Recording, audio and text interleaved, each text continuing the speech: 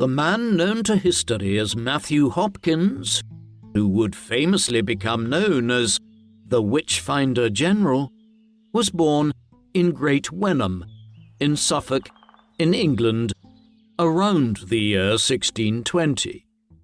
He cannot have been born before 1619, as a document in which his father was bequeathed a Bible by a deceased parishioner from that year lists Matthew's father's living sons at that time, and Matthew is not listed amongst them. Matthew's father was James Hopkins. James served as the vicar of St. John's Church in Wenham. His will, which was validated in 1634, lists him as having 6 children, but names only 2, Thomas and James, and it seems likely they were the elder children and adults by 1634.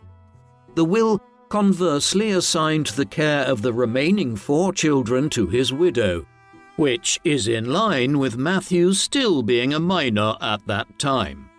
This also indicates that Matthew was almost certainly in his mid-20s during his active years as Witchfinder General from 1645 to 1647. There is no indication of what Matthew's mother's name was, though it is clear that she gave birth to and raised numerous children, while it seems plausible, given the high infant mortality rates at the time, that 1 or 2 of her children would not have survived into their adult years, on top of the 6 that seemingly did. From amongst these siblings, we know that Matthew's brother, John, became the minister of Southambridge near Rochford in 1645, but was removed in 1646, apparently for the neglect of his work.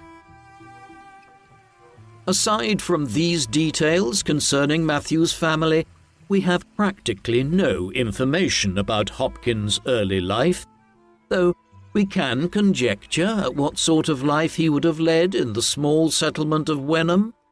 Even today, the village, which lies between Colchester and Ipswich, has a population of less than 200 people. Life would have been characterized by a blend of agricultural work, community interdependence, religious observance, and concern about illness, disease, and injury, with some limited proto-industrial activity in the form of cloth working, smithing, and the like. Most villagers would spend their time farming, with common crops including wheat, barley, oats, and rye.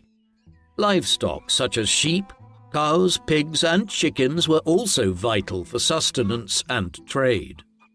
Homes were basic and would be cold and damp in the winter and stifling in the summer months. The plague and other diseases were endemic in England, meaning that periodic outbreaks were common. Communities were close, and the threats facing early modern villages numerous. It was into this world that Matthew Hopkins was born and raised. In the absence of any further information about his youth, we can only assume that he remained in communities with this sort of lifestyle and economy until further records show his activities as a witch hunter many years later. He does not appear as a student on any existing matriculation list for an English educational institution, though he later claimed to have acquired some legal training in the Netherlands in his youth, and many people who worked in the courts in early modern times were not fully trained lawyers, but more like clerks with informal experience of the courts. The fame of Matthew Hopkins stems almost entirely from the final 3 years of his life, between 1644 and 1647, when he became infamous for his onslaught against those who he claimed were engaged in witchcraft in England. Thus, in the absence of any major details concerning his life up to his mid-20s, we should reflect on the nature of the society he lived in and the place of witchcraft and witch hunting within it, as these are critical to Matthew's story. By the time of Hopkins' birth around 1620, England and Europe as a whole was in the midst of a period of substantial economic, social and cultural growth, such that the period of the 16th, 17th and 18th centuries are often referred to as the early modern period, a necessary bridge between the medieval world to the modern world of the 19th and 20th centuries, as science and rationality began to expand and prevail. Yet there were contradictions within this world too. Despite the growing drive towards reason and science, the century and a half after the inception of the Protestant Reformation in 1517 saw a series of unrelenting and savage civil wars and wars of religion across the continent between Roman Catholics and various Protestant denominations. The bloodiest of all began just a few short years before Hopkins was born. This was the 30 Years' War, which ravaged Germany between 1618 and 1648 and highlighted how a world in which rationality and reason were seemingly expanding was also one of religious dogma and immense violence at the same time. Another element of this paradoxical dichotomy between an age of reason and an age of superstition and crude religious beliefs, one which would be completely central to Matthew Hopkins' story, was the growing belief in the prevalence of witchcraft and malevolent forces in European society. Contrary to how it is perceived today, the belief in witches and the craze for hunting down witches was not actually a medieval phenomenon, but rather an early modern one. In fact, several popes had issued papal bulls or directives between the 10th and 13th centuries decreeing that the belief in witches was not grounded in biblical theology, and that if communities suspected someone in their midst of being a witch, they should not jump to conclusions and instead refer the matter to their local priest or bishop. What changed matters was a series of crises in the 14th century, notably the Great Famine of 1315 to 1317, and then the arrival of the bubonic plague to Europe 3 decades later. The Black Death devastated Europe from 1346 onwards, killing roughly 1 in 3 Europeans by the end of the 1350s. As these miseries were visited on the continent, there was a major spike in the persecution of groups which were perceived to be on the fringes of society, notably Jewish communities, and also individuals who were social outsiders and were now accused in ever-growing numbers of witchcraft. This built slowly, and the European witch hunts could be perceived as running from the 1350s to the 1710s, encompassing the late medieval and early modern periods, but the peak of the witch hunts came between the 1580s and the 1650s. Hundreds of thousands of people would be accused across this period, and upwards of 70,000 or 80,000 would ultimately be killed, though the figures are disputed and may be considerably higher. Some countries experienced greater levels of persecution than others. The witch hunts were most intense in Germany and Switzerland, while within Britain there was a particularly intense witch craze in Scotland. England's witch craze was comparatively smaller, which makes the story of Matthew Hopkins, as we will soon see, especially unusual. One of the most popular core beliefs surrounding witches was that they had formed a pact between themselves and the devil, often at a gathering called a Sabbath. This term was not generally used at the time, and influential writings on witchcraft, such as the Malleus Maleficarum, written in 1486 by the Dominican Heinrich Kramer, refer to assemblies instead. However, the idea of the gathering as an affront to a religious ceremony gained currency in popular culture in the later early modern period, hence the modern term. The Sabbath was thought of as a gathering of witches and potential witches at night in some lone and remote location. 3 core components formed the event: humans, witches who had travelled by some means, including flying broomsticks, the devil, and a procession of the undead. Paintings depicting the scene were produced since early modern times by artists such as Francisco Goya, Franz Franken the Younger, and Émile Bayard. It was at these gatherings that, in the view of popular society and witch hunters of the kind Matthew Hopkins briefly became, the first crimes were committed by the accused. Deviant sexuality is a constant theme advanced in texts such as the Malleus, which suggested that, if the woman in question did not physically travel to the location of the Sabbath, she could induce a hallucination by means of a flying ointment, a hallucinogen absorbed through the skin. Records suggest that this was applied through an act of erotic self-pleasure, with ointment applied first to a broom handle, which was then used as an object of self-stimulation. One record, detailing the trial of one Alice Keiteler, bears the passage, quote, "In rifling the closet of the lady, Alice Keiteler, they found a pipe of ointment wherewith she greased a staff, upon which she ambled and galloped through thick and thin, when and in what manner she listed." This is all suggestive of sexual deviancy in the minds of early modern people, and would sometimes be accompanied by an accusation that the woman in question had performed sexual acts with the devil himself, through which a person was supposedly recruited to be his agent on earth in the form of a witch. It was with this, the covenant formed between a witch and the devil, that Hopkins and his associates would concern themselves. The basis for an accusation of witchcraft was usually quite flimsy, though we do get cases where there does seem to have been a bizarre sequence of events which individuals at the time could only explain away through some supernatural act.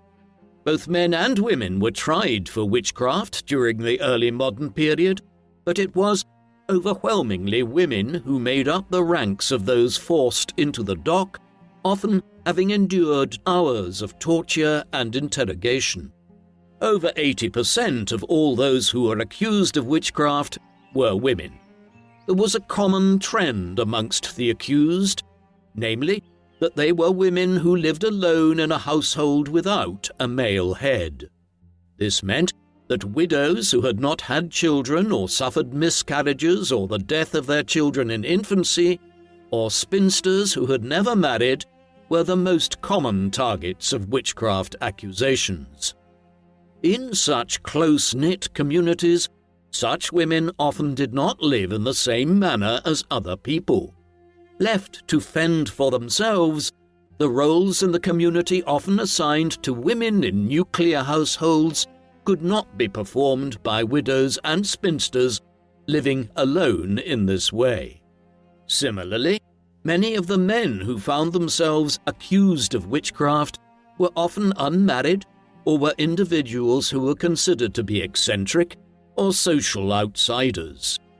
When an accusation came forth against such people from a suspicious third party, many of the accused had little recourse to funds and friends to help in their defense. Those who appeared before the court were some of the most vulnerable in a community, and they often stood accused of crimes it was almost impossible to defend themselves against.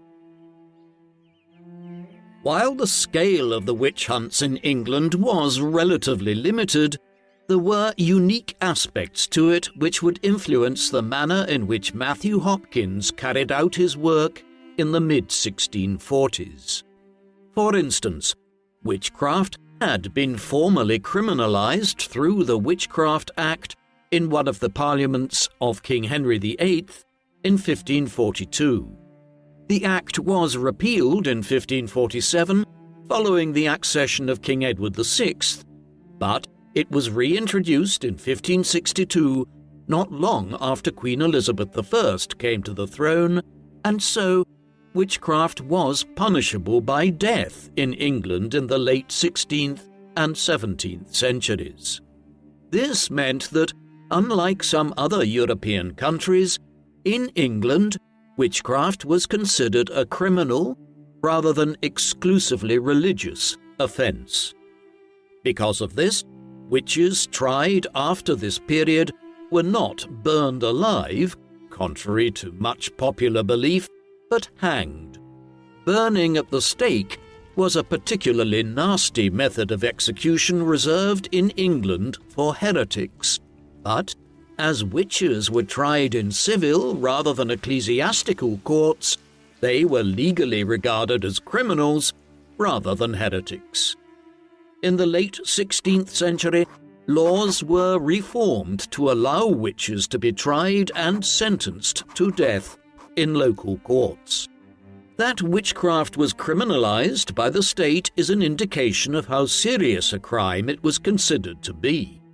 Ecclesiastical courts had, over the early modern period, waned in their influence in the legal landscape of England, and their powers, as well as the cases they considered, grew less significant.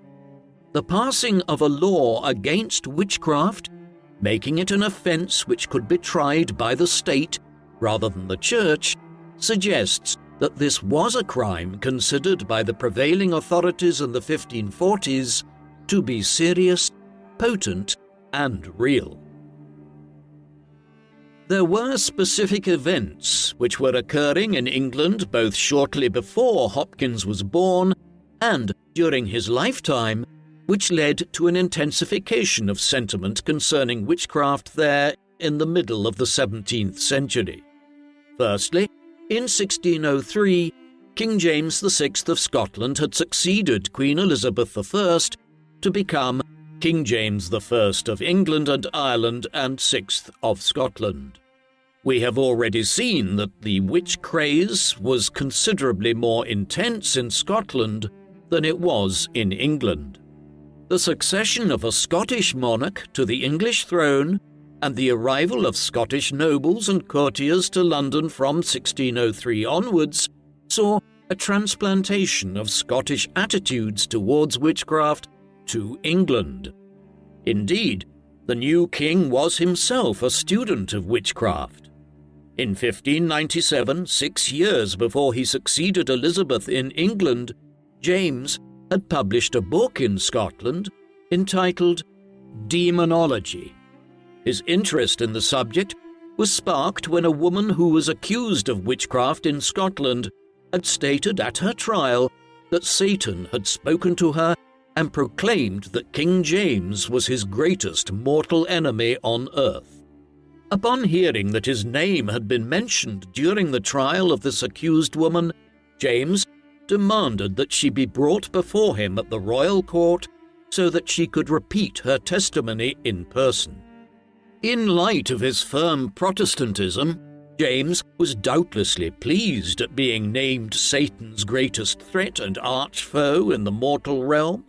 Indeed, the king was so eager to hunt witches thereafter that he produced Demonology. This work was to become influential in heightening concern and fear around witches in Scotland and later England, and was essential reading for people like Matthew Hopkins during the 17th century. In Demonology, James endorsed the practice of witch hunting and outlined the pact that was allegedly formed between the devil and those who practiced witchcraft. Witches, according to this idea, were men and women who had relinquished all Christianity in favor of forming an agreement with the devil so that, in return for supernatural powers, they would act as his servants on earth. Witches were insidious, living inside the community and acting as a sort of cancer that threatened the lives, well-being and livelihood of all earnest Christians. One final element of the political, social and religious background in which Hopkins lived and worked merits attention. By the late 1630s, there were growing tensions across the realms of King Charles I, the son and heir of King James, as to how Charles was governing England, Wales, Scotland and Ireland. In Scotland, the broad political and religious community was opposed to James's efforts to enforce Episcopalianism. The idea that bishops should be appointed to govern the Scottish Kirk, or church, in the country, where Presbyterianism, a decentralized form of Protestantism in which presbyters, or community elders, governed the church in each locality. This eventually spilled over into a war between the Crown and Charles's Scottish subjects in the later 1630s and early 1640s. When the Scots invaded northern England, the English Parliament attempted to exploit the situation to extract economic, political and religious concessions from Charles in return for their financial and military support against the Scots. This would eventually boil over into civil war in England in 1642. By then, Charles I's Irish subjects had also rebelled and had taken control of vast swathes of the country. These wars would rage on through the 1640s and into the early 1650s, eventually leading to the trial and execution of King Charles in 1649 and the creation of an English Republic, or Commonwealth. This febrile atmosphere was ripe for the development of suspicion, fear, and concern. The English civil wars were, proportionately, one of the deadliest conflicts ever witnessed by the English. It is estimated that 4% of the total population died as a result of the conflict and its effects. Every family, every village, and every town was affected and blighted by the wars, which manifested not only in death on the battlefield, but by the division of counties, communities, and the devastation of the population by famine, the enforced billeting of soldiers on communities, and the collapse of vast swathes of local and national trade. Coupled with this was an environment in which malaria, the plague, and other deadly diseases were endemic, killing thousands every year in agonizing circumstances and without remedy. An explanation for the pain, suffering, and turmoil, much of it seemingly unexplained and misunderstood, was at the forefront of the minds of much of the English population, and many people turned to the supernatural in their angst, scapegoating outsiders in their communities as witches who were bringing this calamity down upon them. Into this atmosphere walked Matthew Hopkins in the mid-1640s. This lengthy preamble describing the nature of witchcraft and the witch hunts in early modern Europe and England in particular is vital to understanding Matthew Hopkins' story. Beyond the previously related brief details of his family background, the next substantial records that exist that mention Hopkins were not produced until 1644. All we know of the interim period is that he probably spent some of his late teens or early 20s living in the Dutch Republic, where he claimed to have received some legal training as well as working as a mariner for a time.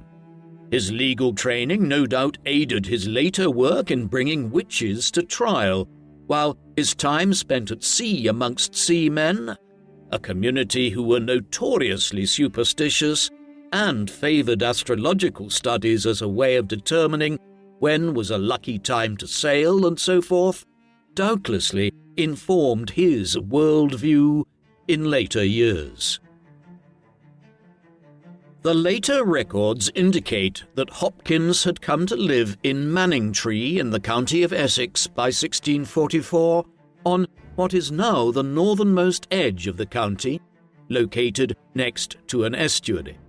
Hopkins had evidently been relatively successful in the intervening period since we last heard mention of him as a child, having purchased the Thorn Inn in nearby Mistley. It was at this juncture that, by his own account, he became concerned by a group of women living in the town. He began to fear that they were witches, those who had formed a pact with the devil in order to gain supernatural powers and had foregone their godly obligations as normal human beings. These initial investigations soon led to an alleged net of wider witches in Essex being discovered, one in which Elizabeth Clark was central. She was an obvious target for such accusations, as her mother had been found guilty of witchcraft many years earlier. Clark was accused by Hopkins of cursing the wife of the tailor of Manningtree, John Rivet, during the winter of 1643 and into 1644. His accusations soon led to a witch trial. As Hopkins was prohibited from extracting a confession under torture, he instead elected to engage in psychological torture, ensuring that Clark was sleep-deprived for days until she confessed to summoning familiars, the name at that time for animal forms of the devil, and cursing members of the local community. In the end, Clark was found guilty of witchcraft at the Chelmsford Assize trials and hanged, while dozens of others implicated in this alleged net of witches were imprisoned or suffered other punishments. It was the beginning of Hopkins' reign of terror. Much of the limited information we have concerning Hopkins and his views on both witchcraft and its place in English society during the crisis of the Civil Wars comes from a short treatise or pamphlet book which he produced and published in 1647. This was entitled The Discovery of Witches, or, to give it its full, rather cumbersome title, The Discovery of Witches in Answer to Several Queries lately delivered to the Judges of Assize for the County of Norfolk and now published by Matthew Hopkins for the benefit of the whole kingdom. An idea of the kind of text Hopkins produced and his intention of publishing it was provided in the biblical quote which Hopkins placed on the cover. This came from the book of Exodus and stated, quote, "Thou shalt not suffer a witch to live." The text is a relatively brief one, small by comparison with its historical importance for the history of witchcraft in early modern England. It consists of 14 queries, with answers thereto on a wide range of matters relating to the identification, questioning, and punishment of witches. Hopkins also included some extra biographical information in it, as well as his methods and theories on witchcraft. Thus, cumulatively, it provides us with answers to a wide range of questions about Hopkins' activities and is the main primary source associated with understanding his actions, motives, techniques, and intention. Hopkins elaborated on his first encounter with witches in Essex in the 4th query of The Discovery of Witches. Here, he described a scene in Manningtree where every 6 weeks on a Friday night, 7 or 8 women from the town allegedly met a little way outside the collection of houses that constituted the village in order to offer solemn sacrifices to the devil. One woman, involved in these Sabbath rituals, was overheard speaking to her imps, a term used to describe a sort of demon. The witch in question commanded her imps to meet with another member of her coven, who was subsequently apprehended. Women from the town searched the accused and found her to have several witches' marks, including an alleged third nipple, which, quote, "honest women have not." This use of birthmarks and other physical traits as proof of the guilt of a witch was common. With the witch thus identified, Hopkins then claims that the local magistrate ordered that the woman be deprived of sleep for 3 or 4 days in order to extract confessions and also to force their familiars, or demon animals, to appear, something which would provide clear evidence that she was, in fact, a witch. This description of events in Manningtree at the beginning of his work as a witch hunter provides a good insight into how Hopkins operated, and indeed how witch hunts as a whole played out in early modern Europe. The methods used by Hopkins to interrogate the accused in Manningtree would be employed by him elsewhere in the years that followed. They remain one of the most controversial elements of his activities. Suspects could be subjected to what was called the swimming test. This was based on the belief that, since witches had renounced their baptism, holy water would reject them. The accused would thus be dunked into water, with the argument being that those who were guilty would survive. Those who drowned were therefore shown not to be witches after all. The only problem was that if they were innocent, they often drowned to death during questioning. The accused could also be cut with a blunt knife, the belief supposedly being that if they did not bleed, then they had the mark of the devil upon them.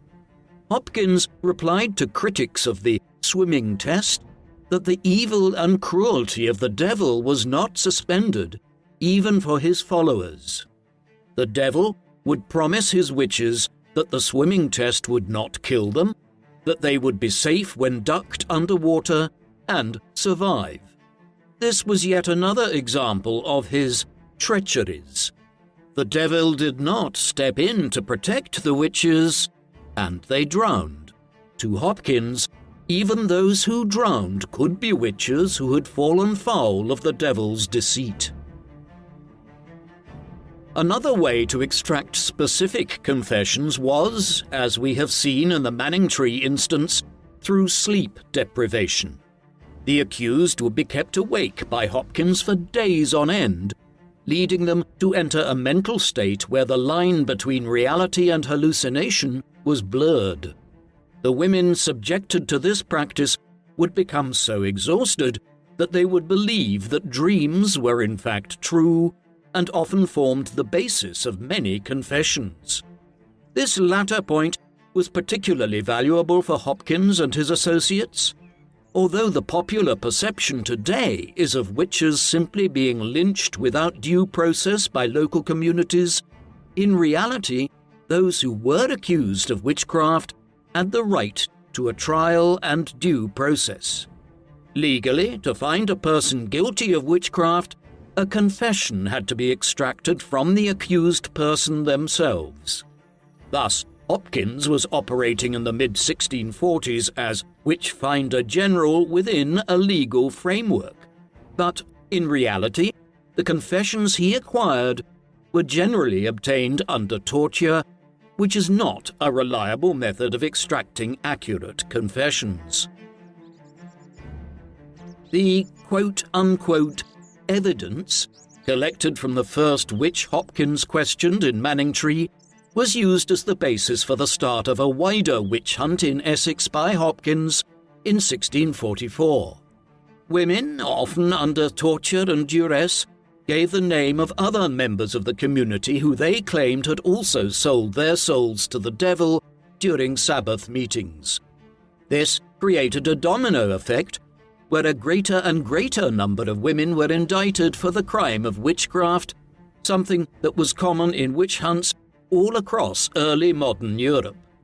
Eventually, as these investigations expanded outwards, dozens of people were arrested, questioned, and scheduled for trial.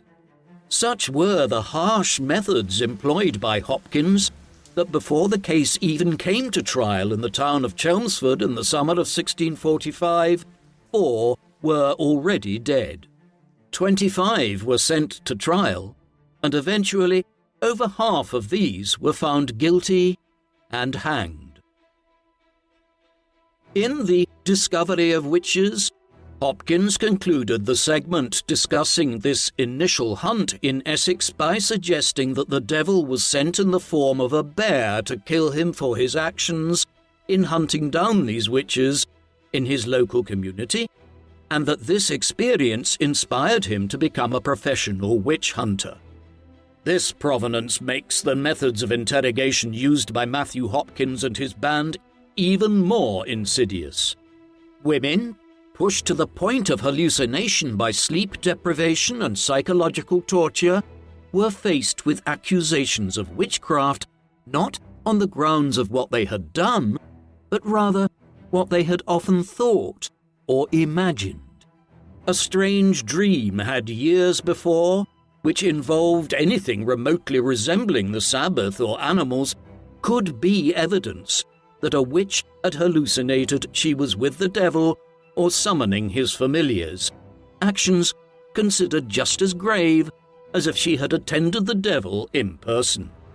Any birthmark or irregular patch of skin could suddenly become a telling witch's mark, and any out-of-the-ordinary recollection could be evidence that someone had abandoned God and formed a new covenant with Satan. The initial panic caused by Matthew Hopkins in his campaign of accusation in Manningtree spread into a wider set of accusations and trials. In neighbouring Suffolk, in the months that followed, over 100 alleged witches were identified, with at least 40 executed. 20 further women were executed in Norfolk. From 1644, the year of Hopkins' first recorded accusation of witchcraft, it appears that he claimed to have an official appointment from Parliament as the Witchfinder General, tasked with hunting down those who had sold their souls to the devil. There is no official record of this appointment, and it is more than likely that Hopkins simply claimed this mantle without any appointment at all. During the chaos of the civil wars, where there were overlapping jurisdictions between the royalists and the parliamentarians across England and Wales, it was possible for a person to make such a claim without it having any legal basis. It is notable in this regard that there was no official post of Witchfinder General under normal circumstances in early modern England until Hopkins seemingly invented it in 1645. Hopkins was a religious man, but his motives for pursuing witches, as we will see, are still debated. At any rate, his appetite for the chase could not be confined to Essex, and he started to travel to different parishes around East Anglia, searching for people who could be accused of witchcraft. He soon became infamous for his activities. His rigorous and often brutal methods of interrogation and trial were notable even in the 17th century. Hopkins formed an association with another witch-hunting enthusiast, John Sterne, a fellow resident of Manningtree, whom Hopkins appointed as his assistant during the hunts there in 1644 and 1645, and a group of women known as searchers, who examined the accused for witch marks. Hopkins and his band would soon travel from town to town, offering his services as a supposedly professional investigator who could demonstrate whether an accused person was, in fact, a witch. Though he later claimed that he was generally called to come to a community to investigate suspicious events there, in reality, Hopkins and his followers often came uninvited and then stoked concern about social outcasts and eccentrics in their midst. We gain an insight into how Hopkins' mind worked, and indeed how most people treated charges of witchcraft in early modern times, from a response he gave to a question on his methods. This related to the use of skin blemishes and moles to identify people as being marked through their association with the devil. Many people asked the obvious question: why were these signs of some satanic collaboration in witches when so many other people who were not accused of witchcraft also had skin marks of one kind or another? Hopkins responded that, in essence, he just knew by seeing one which were signs of witchcraft and which weren't. Hopkins made sure to precede this answer with a defense of his claim to great skill, experience and expertise in the field, and therefore evidently believed he had done a good job in convincing the reader of the Discovery of Witches that in matters of witch hunting he was a man who could be taken at his word. Despite this brief diversion to ask the reader just to trust him, he then answers in a different prose that one could identify a witch's mark in 3 ways. The mark would be in a strange place on the body, it would be numb to pain, and it would sometimes be surrounded by dry or irritated skin, a result of where imps had tried to remove the mark before it could be uncovered by Hopkins and his associates. From their initial work in Manningtree in Essex, Hopkins and his band travelled further afield, offering their investigative services to people living in nearby towns and villages. The extent to which people actively sought out Matthew Hopkins to help them with their concerns is unclear. It seems to be the case that, in many instances, Hopkins and his group muscled into ongoing dramas in local communities and then introduced the idea that the source of a problem could be witchcraft. News of this Witchfinder general spread through the land, and soon Hopkins, accompanied by his ever-present associate John Stern, visited towns and villages in Suffolk, Norfolk, Essex, Cambridgeshire and Huntingdonshire between 1645 and 1647, with a couple of cases being investigated in places as far away as Northamptonshire and Bedfordshire. During the Civil War, these regions came under the control of parliamentarian forces and were organised into an administrative district known as the Eastern Association, which represented those areas which largely bankrolled the parliamentary army. Indeed, the importance of the Eastern Association as a source of tax revenue was shown when the authorities in Ipswich introduced a special local tax rate on witch hunting. Such was the scale of the income that Hopkins was able to garner. It appears that Hopkins and Stern charged the towns they entered a flat rate for their services, which they claimed was to maintain their company along with 3 horses. The total charge mentioned by Hopkins per town was 20 shillings or £1 sterling, which is equivalent to thousands of pounds today. However, town records suggest that Hopkins was not entirely accurate in his claim to only charge towns £1 for his services. Records from the Suffolk town of Stowmarket, for instance, show that the town was charged £23, though what the extraordinary circumstances for such a charge might have been are unclear.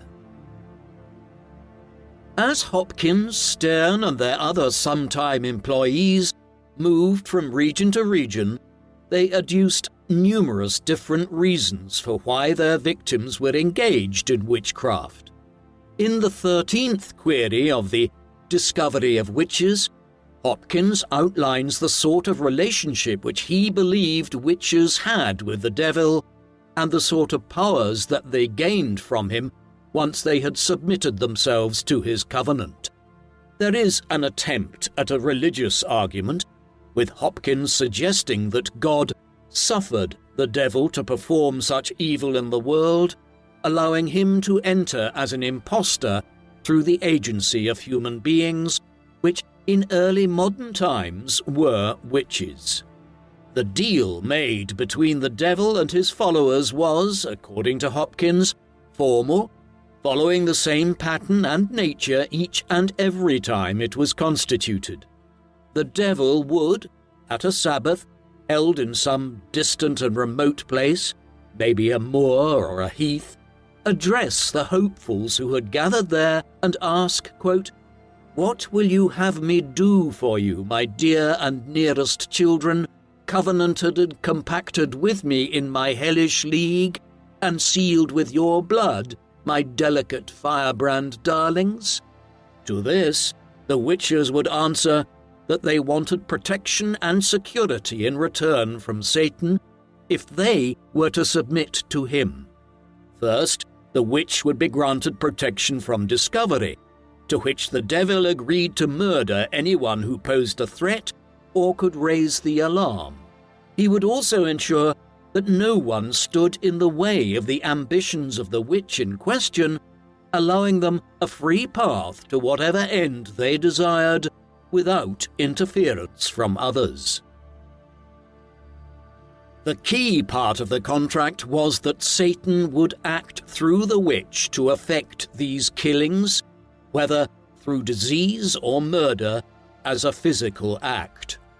The devil would not work remotely, but would provide the witch with the knowledge and the power they needed to eliminate these threats, whereby she could be the instrument of murder herself. Any misfortune, famine, illness, the death of infants or accidents could all be taken as Satan acting through one who had formed a covenant with him to benefit their own ends. The agreement reached, the witch would then submit to Satan and all of his laws, mischief, and evil intention. This belief and claim that the person who had become a witch had done so by entering into a formal, almost legal contract with the devil in the full knowledge of his ambitions, intentions, and immorality, in return for power and favor with him, was central to the case which was to be made against them in court. Hopkins also argued in his writings that the supernatural influence in any malign event could be detected instantly by a judge or magistrate, pointing to the greater crime being committed, that the person had formed an agreement with Satan to undertake the earthly crime of which they had also been indicted. Hopkins' methods were controversial even in his own time. As he began to range around England in 1646, the clergyman John Gall preached against Hopkins from his pulpit in Great Staughton, Cambridgeshire. Gall also wrote a pamphlet entitled Select Cases of Conscience Touching Witches and Witchcraft, which directly addressed the methods used by Hopkins and Stern. He argued that the swimming test used by Hopkins was ridiculous, and that, more broadly, a greater evidential basis was needed before a charge of witchcraft could be substantiated and a serious punishment administered. The sort of evidence collected by Hopkins, under duress, and often after a bout of torture, was not considered by Gall to constitute sufficient evidence of witchcraft. This was not to say that Gall denied the existence or the malign influence of witchcraft. However, he decried the methods used by Hopkins and the sort of hype he generated to warrant his high fees. Indeed, whilst higher parliamentary authorities seemed relatively unconcerned about the Witchfinder General, assize judges at the Oyer and Terminer sessions did question both Hopkins and Stern about the methods they employed to gain a confession. Over the course of their questioning, it was even suggested by a judge that Hopkins and Stern might themselves be using witchcraft to try and extract these confessions. Another suggested, perhaps more calmly, that Hopkins was using, quote, unlawful courses of torture to extract this information. However, once the session resumed, both Hopkins and Stern had returned to their bases in Essex, meaning that these deliberations did not amount to anything beyond speculation. There was good reason to be suspicious of his actions.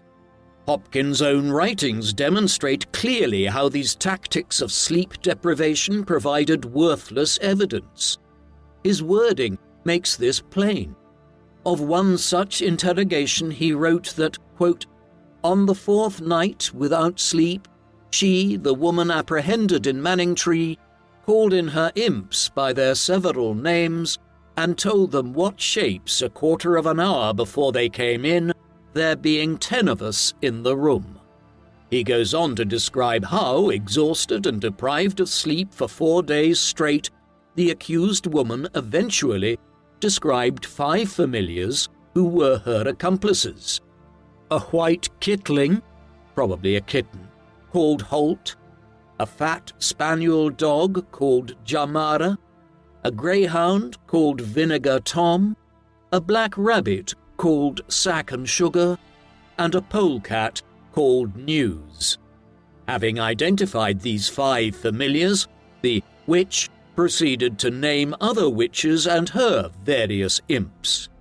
Their names included Peckin the Crown, Grizzle, and Greedygut.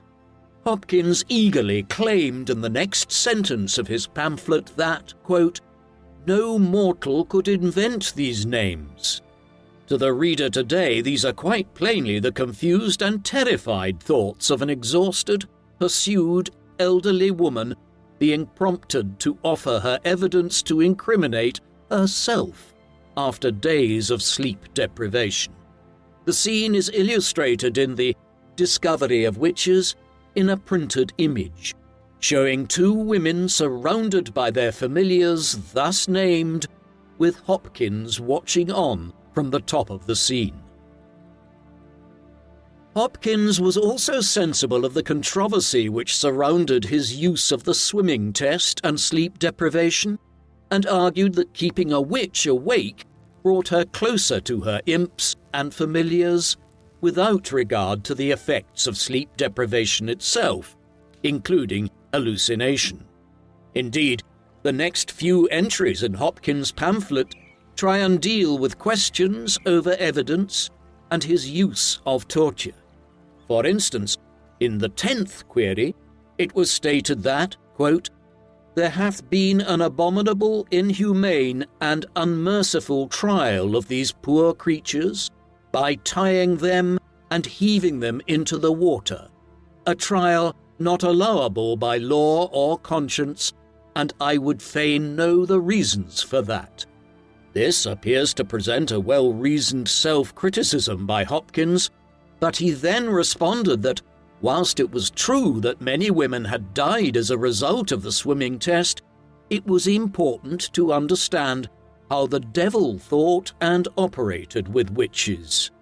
He made it so that witches would only confess under the kind of duress which inadvertently caused the deaths of some innocent people, but Hopkins argued that this was a necessary price in order to identify the servants of the devil.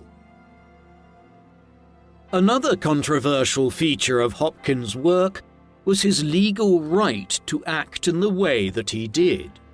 He famously claimed that he had a mandate from Parliament to undertake his investigations as Witchfinder General, which would then provide evidence for use in what were called commissions of oyer and termina, inquiries which were set up to deal with a specific set of crimes which were a particular problem in a specific area. Grand juries presided over oyer and termina sessions in the localities, alongside a judge of the assizes or circuit courts. Coastal areas of England often hosted oyer and termina commissions designed to place pirates and smugglers on trial. In East Anglia, Hopkins' activities led to a string of cases in which claims of witchcraft were made against members of the community for misfortune and upset. Parliamentary authorities were aware of what Hopkins and Sterne were doing and mentioned them as busy men in reports produced ahead of the commissioning of an oyer and termina session at Bury St Edmunds in Suffolk. This seems to suggest that parliamentary authorities were, on the whole, bemused but indifferent about what Hopkins was up to. There were simply bigger fish for them to fry in relation to the wider civil war and the administration of the Eastern Association. Hopkins and Sterne provided evidence for use in the court, and they were, in this sense, a helpful aid to the judicial system, which parliamentary authorities were in the process of reconfiguring since they had come under new control in these regions. The often secretive activities of Hopkins, Sterne, and his female aides means that few records exist which demonstrate Hopkins' specific role in the many trials in which he was involved in East Anglia and other parts of England between 1645 and 1647. Court records, and particularly those made at oyer and termina sessions, are incredibly brief. Many simply recall the sentence that was ultimately passed without reference to the specific evidence that was provided, while local records of this kind were kept in a particularly haphazard fashion during the civil wars of the 1640s, with others destroyed as a result of the unrest. All of this makes Hopkins a strange character for the historian to examine. There are no formal records which directly report his birth, and no records which show what he did prior to his emergence on the historical record in 1644, or how he lived. The only records we have of Hopkins relate to the final few years of his life, during which time he operated at the very centre of the largest and most intense witch hunt England had ever seen. Between 1645 and 1647, over 250 accusations of witchcraft were made in the region of East Anglia, leading to the death of possibly well over 100 people. It has been estimated from court records that the evidence collected by Hopkins, through his methods of torture and examination, was used in the trial of over 300 people, overwhelmingly women. This raises questions as to whether or not he had ulterior motives. Why Hopkins decided to embark on his career as a witch hunter remains unclear. The only record directly produced by Hopkins was the Discovery of Witches, which in itself is a short text and not an autobiographical one. Clearly, Hopkins was a religious man, and one living in a region of England which was a hotbed of Puritanism, the purest Protestant faith espoused by the parliamentarians in the civil wars. These religious quarrels of the 1640s would have spurred people in the communities Hopkins was visiting to be especially guarded about witchcraft at the time, although it does not, by itself, provide an adequate motive to spark the most intense witch hunt ever seen in England. More than likely, Hopkins was simply a businessman who identified a lucrative and largely unexploited niche in the market. Conditions for a witchfinder were perfect. Fear, suspicion, and tension were at an all-time high during the unrest of the 1640s. Religious sensibilities had been shaken and threatened, and the sort of women pursued by Hopkins and his band had little recourse to defend themselves, occupying a space in society which meant they would receive little love or support from their neighbours. Donning an official-looking outfit, claiming to have a government mandate as Witchfinder General, and playing on the innate fears which lay in the hearts and minds of many in East Anglia, Hopkins posed as a competent, trustworthy figure with the promise to ferret out any collaborators with the devil. During a time of such upheaval, communities were glad to pay for what he was selling. Hopkins closed his 1647 pamphlet by tackling accusations that he was some sort of con man who charged extortionate prices from his customers as a way of sustaining the cost of travelling for him and his associates. In response to an accusation that, quote, "all that the Witchfinder doth is to fleece the country of their money, and therefore rides and goes to towns to have employment, and promiseth them fair promises, and it may be doth nothing for it, and possesseth many men, that they have so many wizards and so many witches in their town, and so heartens them on to entertain him." Hopkins responded that he had never been to a town where he had either not been directly invited to come and attended to a specific concern or issue, or where the townspeople were not glad of the sight of him. He also claimed that he provided good value for money in the provision of his services, making the claim that he would ride for days on end, apprehend several witches, and only ever charged 20 shillings a town, with this also covering the expenses of Sterne and their other staff. This, as we know from the example of Stowmarket, where he charged a rate of £23, was not always the case, and Hopkins also simply showed up to towns and did his level best to exacerbate tensions there to benefit himself. Matthew Hopkins died on the 12th of August 1647 back in Manningtree. His death was likely caused by tuberculosis. In line with common practice at the time, he was buried only a few hours after his death in the churchyard of St. Mary in Mistley. John Sterne continued their work for another year, though he proved less successful than Hopkins had, and with some semblance of order beginning to return to England following the end of the Second English Civil War in August 1648, the window for a rogue Witchfinder General to operate around the country was closing. He subsequently published his own text in 1648 to complement Hopkins' Discovery of Witches, the title of which, A Confirmation and Discovery of Witchcraft, was clearly designed to add to the arguments put forward by his colleague before his death. Collectively, their writings, along with earlier texts such as King James's Demonology, went on to influence how English men and women perceived witches, witchcraft, and the interrogation of witches down to the end of the 17th century and beyond.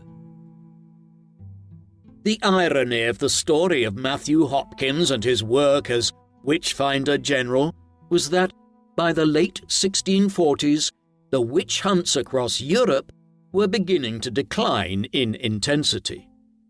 After a peak period between 1580 and 1640, the number of people being accused and convicted of witchcraft declined markedly in the 1650s, 1660s and 1670s as the scientific revolution saw reason triumph over superstition, and as the European wars of religion, which had caused such intense religious feeling since the early 16th century also came to an end. By the time the famous Salem witch trials occurred in Massachusetts in the 13 colonies in North America in the early 1690s, the witch hunts were virtually over in Europe itself. The 1700s and 1710s saw the last official witch trials in many countries, and several countries moved in the years that followed to ban people from prosecuting people in their communities on witchcraft charges altogether. The last witch trials were held in England, in Leicester in 1717, and Parliament criminalised witchcraft trials in the country in 1736. Nevertheless, throughout the second half of the 17th century and into the 18th, Matthew Hopkins' discovery of witches continued to influence how witchcraft was perceived in the country. By the time the last execution on charges of witchcraft occurred in England in 1716, over 500 people, of which more than 90% were women, had occurred in England as part of the witch hunts, though this paled in comparison to a country like the Swiss Confederacy, where approximately 10,000 were killed. Of those killed in England, most died in the politically tense period of the 1640s, and Matthew Hopkins is believed to have been involved in trials that involved upwards of 200 deaths, making him the most significant figure in the English witch craze of the early modern period. Matthew Hopkins is thought of by some as an obsessive, a figure who became convinced that he had a mission to hunt down and destroy witches in England who, in his mind and in the minds of the communities he served, posed a genuine and real threat to the souls of Christians across England and the safety of all people. Others take a different view, that Hopkins was fundamentally an unprincipled, money-driven Christian who extracted confessions from women he did not believe to be guilty of witchcraft through the use of techniques he knew would lead them to hallucinate, often in so doing, make statements which could be used in evidence against them before the court. It is important, when considering how we think about Matthew Hopkins today, that we remember that we know next to nothing about him, with the scant records we have of him relating only to the final few years of his life. His discovery of witches is one of the few major sources concerning Hopkins. It reveals a man who felt he was under scrutiny from the public and from the legal authorities in the Eastern Association on both his methods and the validity of his accusations, against which he pits often contradictory and awkward counter-arguments. We also know from this record that he was dishonest about the fees he charged and the sort of methods that he used, as well as who ordered such techniques to be deployed. Thank you for watching People Profiles documentaries. Please subscribe if you haven't already, and don't forget to hit the bell icon to get notifications so you never miss an upload. If you would like to watch our videos with no adverts of any kind, listen to audio podcast versions of our videos, discuss history with other People Profiles fans, and much, much more, go to peopleprofiles.com and become a member for as little as $2 per month. Members can also receive discounted merchandise, behind-the-scenes material, and a credit in our videos, along with much more. So, please support us in our work in return for exclusive offers at peopleprofiles.com via the link in the video description. Thank you very much for watching.